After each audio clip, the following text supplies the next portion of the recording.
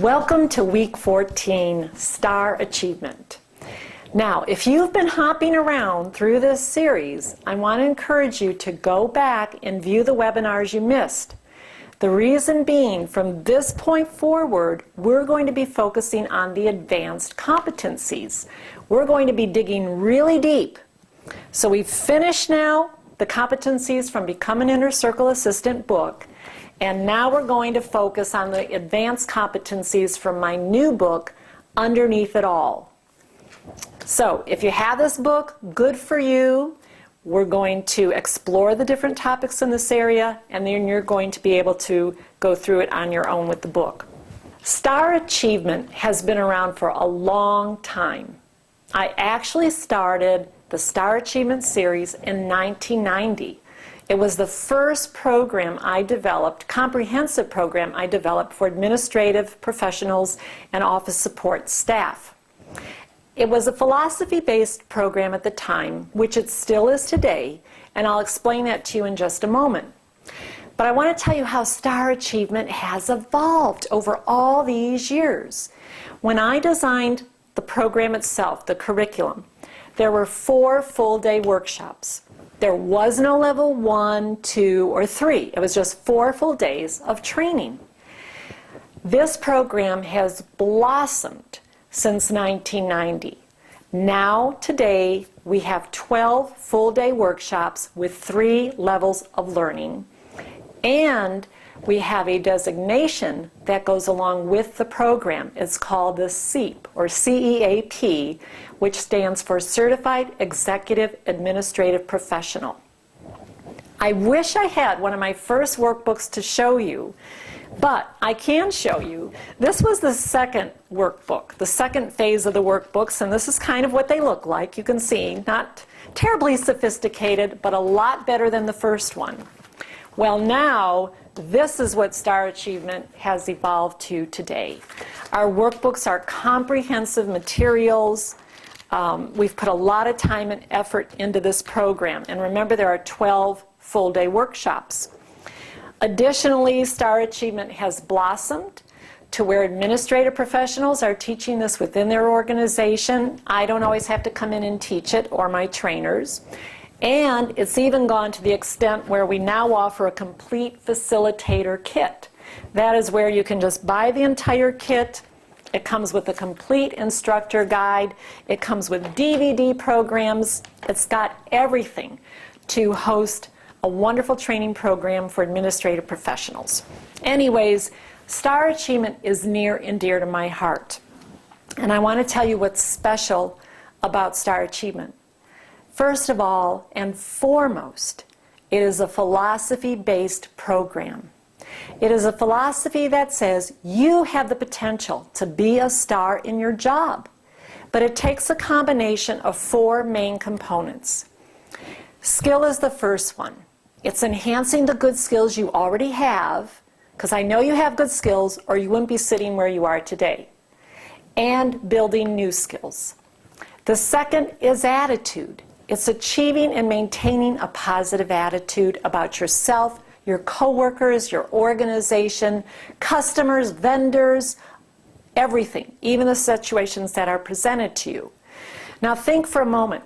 It's easy to achieve a positive attitude. In other words, you wake up in the morning, you feel really great, you're ready to go, and then you get into the office and all kinds of things start happening. How do you maintain a good attitude throughout the day? The third component is what we call team. That is building a variety of team relationships inside and outside your organization. It's seeing you and your executive as the core team, and then seeing how you fit within your department team and how do you fit within your entire organization. And then the fourth component is strategy. In other words, you have to have a strategy on how you're going to actualize yourself in your career and bring out your best. The strategy piece covers goal setting, professional image, networking skills, and so much more. So it is that combination, skill, attitude, teamwork, and strategy, that leads an administrative professional to star performance. As I said, this is a philosophy-based program. It's a way of thinking, it's a way of being, it's a way of performing. And once an administrative person embraces this philosophy, they don't turn it off when they leave the office. It's something that they take with them the rest of their life. A few other things about STAR. It is a lifelong journey.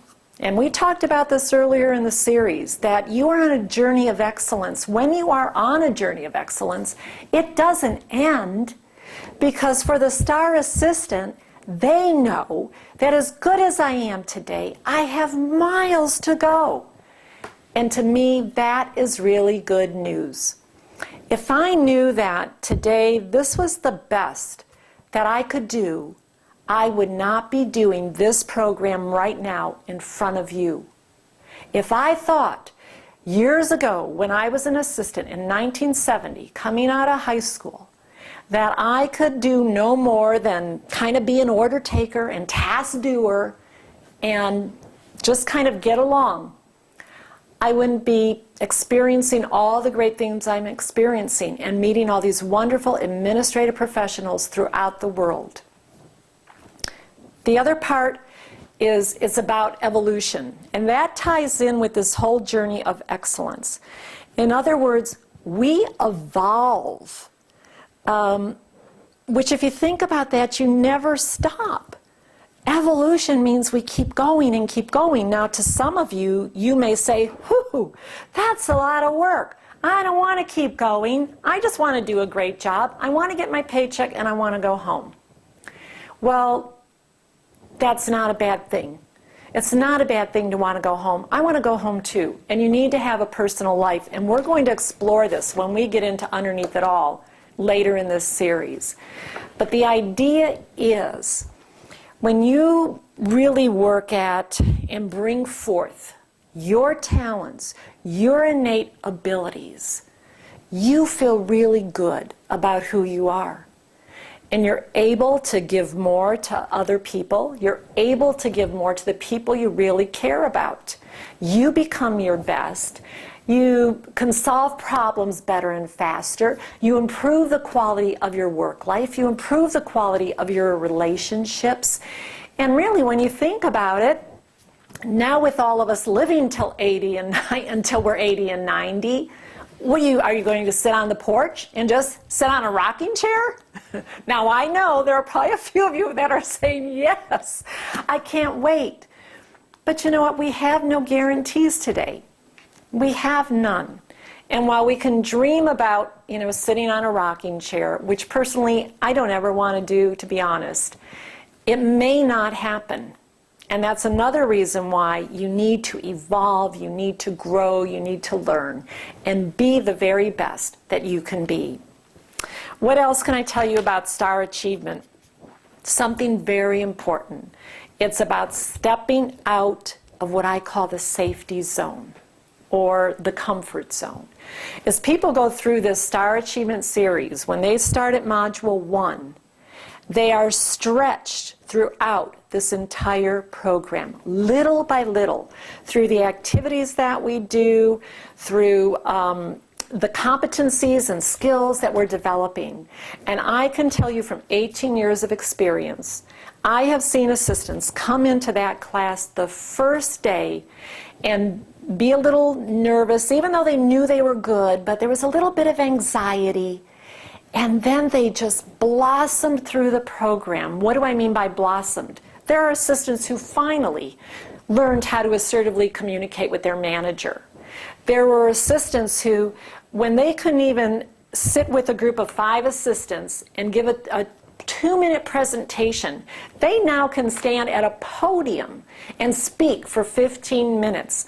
I'm talking about assistants who didn't even know how to set goals, who finally are owning their first home because they learned how to set goals for themselves. I'm talking about assistants that are emerging as leaders. I mean, the list goes on and on and on.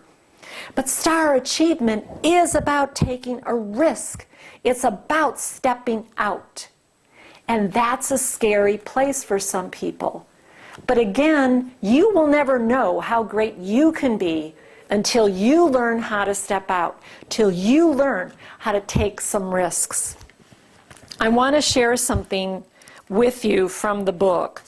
There is a gentleman who I love to read his materials. His name is Price Pritchett, and he writes many materials on change for all employees. But what he says about stepping out of the safety zone, and which is stressful, we have to choose between two risks. First, we can gamble on our old habits and watch our career skills gradually grow obsolete. Or we can accept the risks of the pioneer, the inventor, the explorer.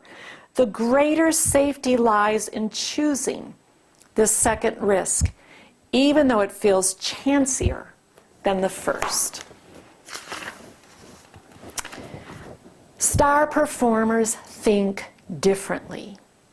Star performers are possibility thinkers.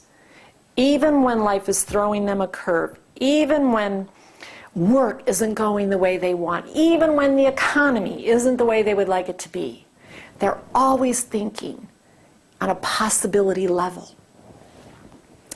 Another part of the possibility thinker is they know there is a direct relationship between their thinking and their action.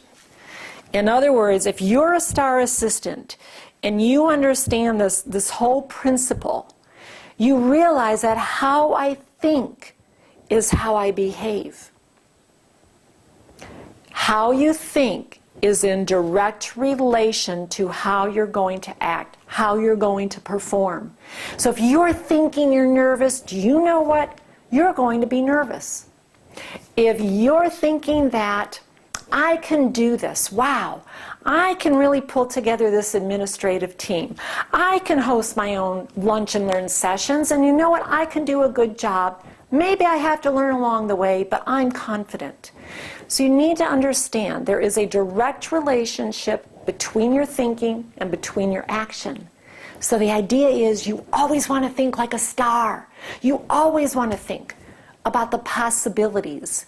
And that doesn't mean that you don't see the danger.